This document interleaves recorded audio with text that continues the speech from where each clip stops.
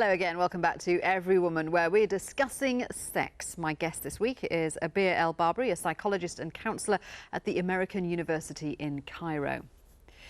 Now let's take a look at what confusion and frustration can lead to. In Egypt, there's a growing trend of sexual harassment on the streets of Cairo. Some blame it on the frustration of young men who are unable to get married for economic reasons. Even women dressed modestly are being targeted, and one recent case was so bad it made headlines.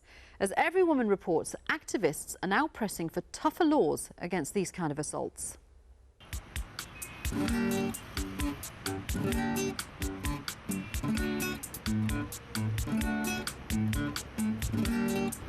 I am an activist, and I define myself as a feminist, and lately I've been supporting all the campaigns for more solid laws against sexual harassment in Egypt. يحيى وهدان نائب باب الشعرية والمسكي.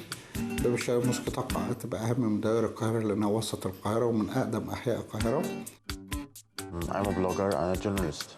In November and during the Eid festivities in Cairo, there was a huge harassment case. I was sitting with some friends chatting on a cafe when suddenly one of our friends came to us and told us that groups of young people are gathering around girls who are just passing by. There were veiled girls being harassed. Touching and groping and surrounding and talking dirty. And they were pulled, they were dragged to the floor.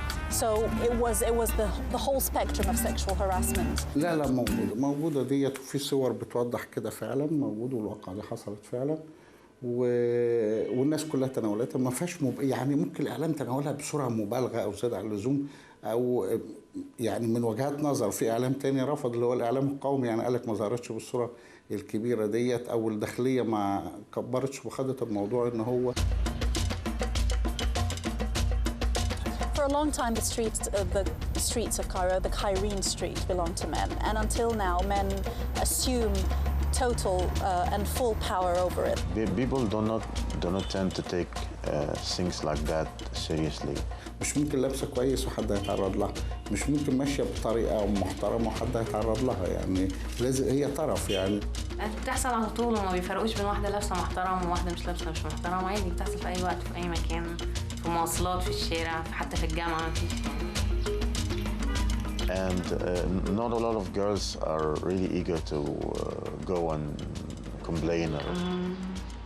هيقولي طيب ما فيش حاجه، طب يعني حتى معيش دليل ان انا حصل لي كده. في خافوا يروحوا يعملوا محضر في الاسم، بتخاف على نفسها مثلا ان ده نوع بالنسبه لها نوع من الفضيحه، بتحسبوا كده ده انا بعمل محضر ان حصل فيا كذا وكذا او تعرضت لكذا كذا، فبتخاف يعني على نفسها. مش هيستهيفوني هيستوطنوني، ما فيش، محدش هيهتم بالموضوع يعني خالص.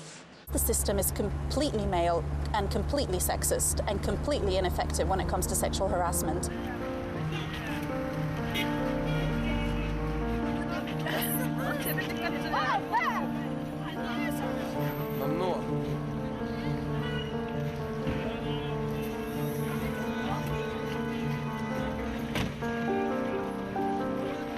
Women are starting to speak up very slowly, because it's still a delicate issue, and breaking the silence is very important. Once we have testimonies and once we have real cases that we're looking at, then we can rally for a more solid cause. Because when we go and report things to the police, or when we go and talk with the Minister of Interior Affairs and other figures in the government, the first thing they say, well, this doesn't happen, and for them it doesn't happen because there aren't enough statistics, there aren't enough documented cases.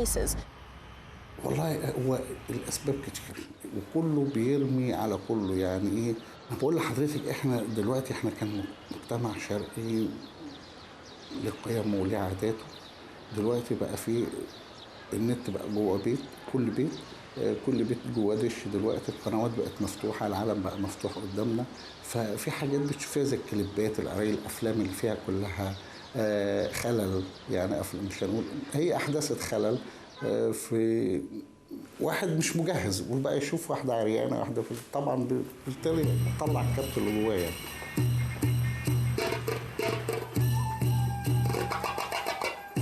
I would also think that one of the reasons behind sexual harassment is the fact that there is a great deal of sexual frustration. There are very dire economic conditions that prevent young men and women from getting married at the proper young age. So we have the men in their 30s and women in their 30s who are still single or unmarried, and even if they're engaged, they're still going through trials and tribulations of safeguarding all the expenses for getting married.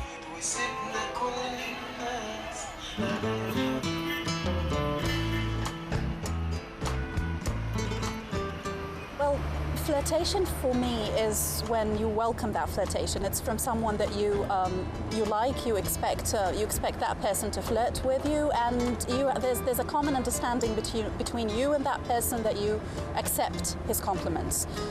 Anything other than that is for me harassment, and it's not matter what the woman is wearing, how she's made up, the way she's walking, her attitude, her demeanor. It does not matter. I mean, for all I care, a naked prostitute has the right to choose who to touch her, and she would not be bringing it upon herself. That's quite a disturbing development in Egypt there. What do you make of their suggestion that it's because there's a lot of frustration amongst the young men in Egyptian society? I think that it is a multifaceted problem, and I think that frustration definitely does play a part in it, but it's a much bigger picture and much more complex than that. And how much of a role do you think the internet plays and computers play, as they were suggesting in that piece? I'm quite confident that not just computers and the media and the video clips, but just in general, the fact that Egypt is at this point going through a transition between all of the older schools of thought and all of the more westernized schools of thoughts, including the globalization, including having billboards that are bigger than life of these gorgeous, sexy, voluptuous women in front of them. And there is a lot of exposure all around, not just with the internet or with the satellite channels. This is one of the things people often criticize about Western cultures, that there is a lot of exposure to sexual ideas, to half-dressed young women being used in adverts. That obviously causes quite a problem for more conservative societies who are sort of embracing some Western ideas. You know, I hate to say this, but in Egypt, they haven't had the luxury of falling into this gradually. I think something is to be said for, even if we are in a conservative society, it's very easy to embrace liberalism, but it has to be done gradually with steps, baby steps. But literally, this happened overnight in Egypt. It was a very drastic change, and it happened over a very short period of time. And so people didn't really know what to make of it. And a lot of people really don't know how to cope with it. One of the distressing things for me is that a lot of women who become victims of sexual harassment in Egypt don't feel that they can go to the police and don't feel that they can go to the authorities. In fact, don't feel they can talk about it to anyone.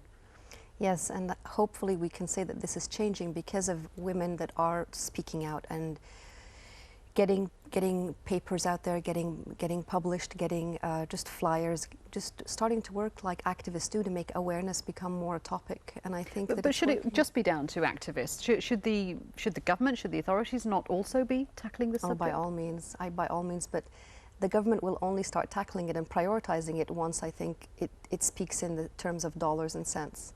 And I think once you talk to foreign women that travel through Egypt, and you hear the amount of disappointment in choosing an Islamic city and being faced with all of this in the streets, and also when you talk to just business women that come through, they really do say we're not going to come back to this country if this is the case. They didn't expect it, and when they see it, they don't want to come back. And it's even happening to women who are dressed modestly, they've got abayas on, they've got hijabs on. It seems incredible that no matter, you know, if you're a woman, then you may be subjected to this. Yes, this is part of what I call the great confusion that's happened because of the lack of gradual exposure.